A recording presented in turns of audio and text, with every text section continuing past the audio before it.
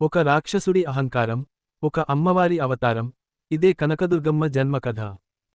కనకాసురుడు చనిపోయిన తర్వాత కూడా అమ్మవారు అతని పేరునే ఎందుకు ధరించారో తెలుసా? చాలా ప్రాచీన కాలంలో కృష్ణానది తీరంలో ఉన్న ఇంద్రకీలాద్రి పర్వతం ప్రాంతం, దుష్ట శక్తుల చేత అల్లాడిపోయేది. అక్కడ కనకాసురుడు అనే రాక్షసుడు తీవ్ర తపస్సుతో బ్రహ్మదేవుని వరం పొందాడు.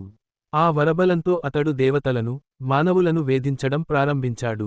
దేవతలంతా ఈ దుర్మార్గుడి బాధ తాళలేక ఆదిపరాశక్తిని శరణు కోరారు. దేవతల ప్రార్థనలకు కరిగిన అమ్మవారు, మహిషాసుర మర్దిని రూపంలో ఇంద్రకీలాద్రిపై అవతరించారు.